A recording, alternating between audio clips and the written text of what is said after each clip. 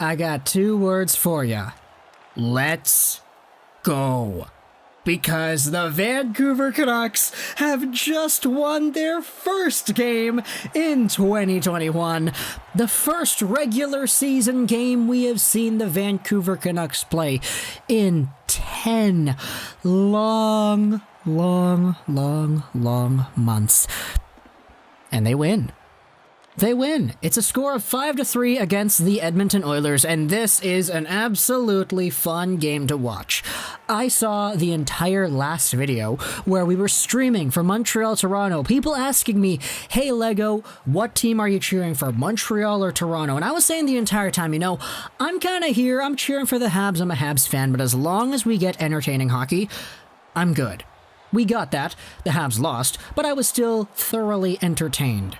And for this game, Vancouver-Edmonton, man, this was a fun game.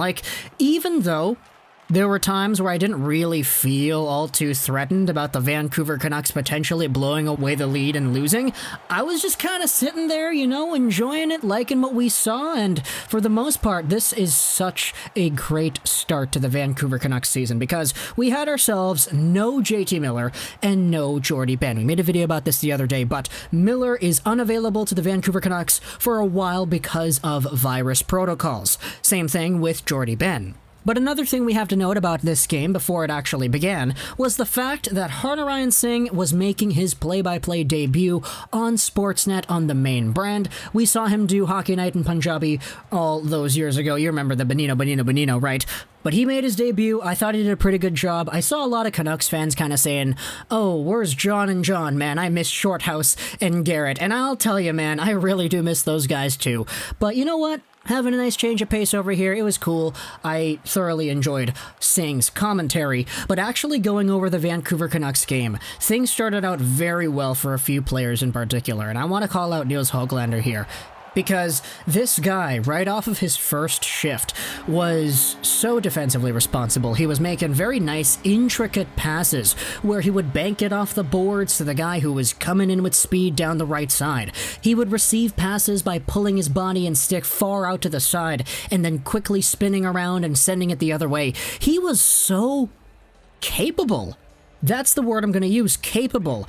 And it's what I believe it was Kevin Bieksa said on the panel as well, that Hoglander was just winning his battles over and over again. He was out here doing what a hockey player should be doing, going down into the dirty areas, winning puck battles, being in the right place at the right time, and playing in a defensively oriented system with Horvat and Pearson. It worked really well.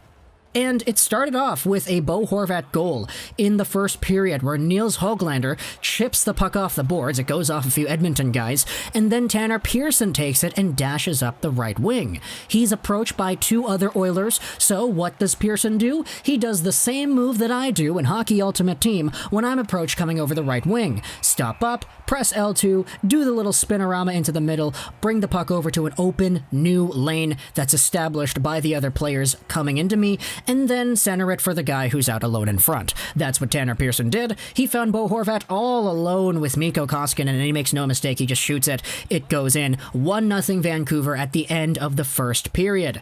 I also want to give other props in the first period to Olli Juolevi because goodness gracious, this guy playing with Tyler Myers legitimately makes Tyler Myers better. And I don't know if it really works like that, but I'm going to say that Tyler Myers played very well in general. But Olli Juolevi, especially at the end of that first period, was just an absolute wall. You couldn't get past this guy. He was over here shutting plays down, pinning it against the boards, finding it to open teammates, and he looked very capable as well. It's just, in the second period, that kind of stopped. Because in the second period, Olli Juolevi met Leon Draisaitl. And, Juolevi's not really used to getting walked in the same way that Leon Draisaitl can walk people, which was evident because the Edmonton Oilers had so many really good opportunities kicking off that second period. Draisaitl coming in, trying to tease the backhand, deking out the pants off of Juolevi, coming in and then just barely grazing the post after he gets forced into the net area. Then you had yourselves Olli Juolevi, who was trying to steal away the puck from Yamamoto. He falls down, Draisaitl is there, who finds Yamamoto in front, and then all of a sudden it's 1-1. Olli Juolevi, he's got growing pains to do. It's his first NHL game in the regular season, and for the most part, he had some very good plays. Others not really too great, especially against Draisaitl, but I will say that he did get better past that point. He was a lot better after those two chances. Eventually, though, the Vancouver Canucks did their jobs, and they had themselves a few more pretty good plays from Nils Hoglander. We saw Pettersson and Boeser doing their thing. Quinn Hughes looks very good as always, but it's that second line once again who put the puck into the offensive zone, and it's Horvat who centers it for Tanner Pearson. He's driving to the net, he gets stopped up, but he plays it a little bit back behind him, where Nils Hoglander, the trailer, is there. He shoots it, he scores it. It is 2-1. Nils Hoglander has his first NHL goal. And I'm saying goal because I think Hoglander should have had an assist on that Horvat goal in the first period, but it doesn't actually list it, so I don't know if that's ever going to get updated. I don't know if it's even likely to get updated, but yeah, Hoglander gets his first official on the record as of right now NHL point off of this Tanner Pearson and Horvat feed. It's 2-1, and Hoglander displaying that he doesn't always need to do the Zorro goal to score goals. He can just be in the right place, the right time, know where to be on the ice, and, you know, hey, that's a very good play for him. The third period started off very well for the Oilers because after the faceoff win for Edmonton, it was Zack Kassian who brought it in on the right side. And while he was doing this, I was like, bro, what are you doing? Challenge him, challenge him, challenge him. Zack Kassian has a direct lane to the net where nobody is cutting it off. And then they start moving towards Kassian, and I'm like, okay, good. They're starting to cut down the passing lane, and then he passes it over to the guy who was in the open space that was created because the Canucks were attending to Kassian. It's Darnell Nurse who has a shot, and he scores. And it's 10 seconds in. Doesn't look great. But the Vancouver Canucks respond a minute and 40 seconds later, where Travis Hamonic and Antoine Roussel combine for the assists, as Adam Gaudette, after barely centering it over on a very high saucer pass that was a little bit too high for the guy to handle, he gets it right in the slot. He buries it on a knuckler. He follows through very well. It's a pinpoint accurate top cheese snipe. And everybody on Twitter that I saw, it was like, oh, Mikko Koskinen, buddy, you just got scored on by a Twitch streamer. That's God champ for you, buddy. Shout out to S7 and Owen, by the way. Very good stuff over there.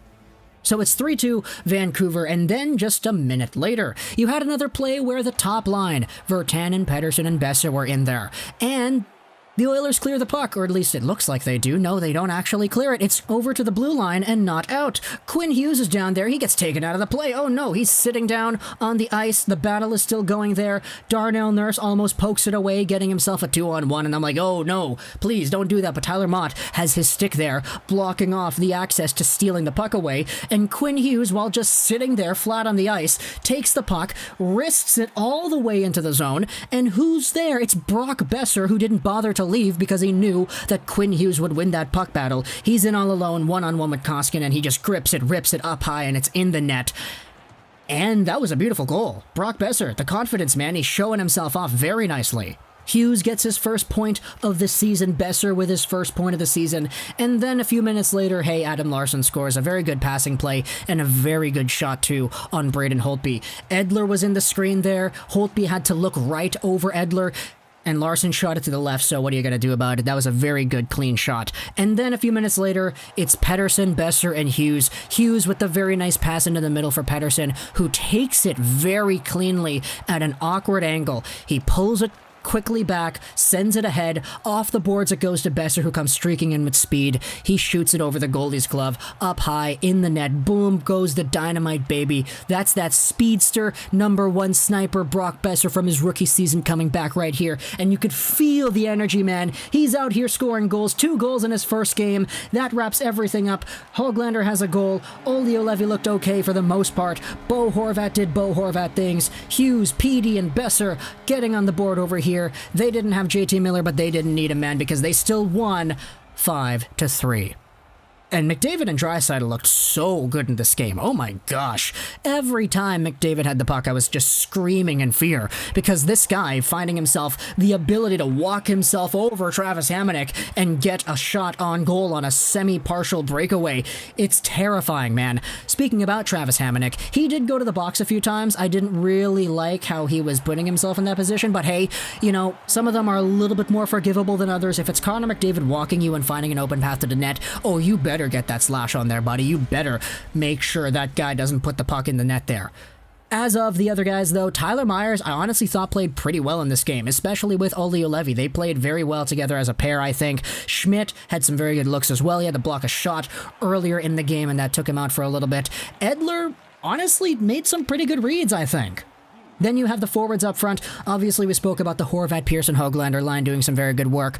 Gaudette got himself on the board, and then, of course, Petey, Boeser, and all those guys, too. But the unsung hero here, man, Braden Holtby.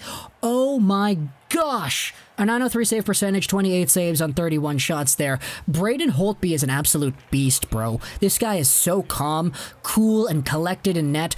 Even when the play gets super scrambly, he's just like there, just standing there. I noticed about Holtby, every time he's in a weird, desperate save position, he's always got his pads flat down on the ice. And this saved him a few times. It saved him when Connor McDavid came in on one of his two very good chances on the backhand. It saved him when Dominic Cahoon received a nice pass in front, and he was all alone and down and out.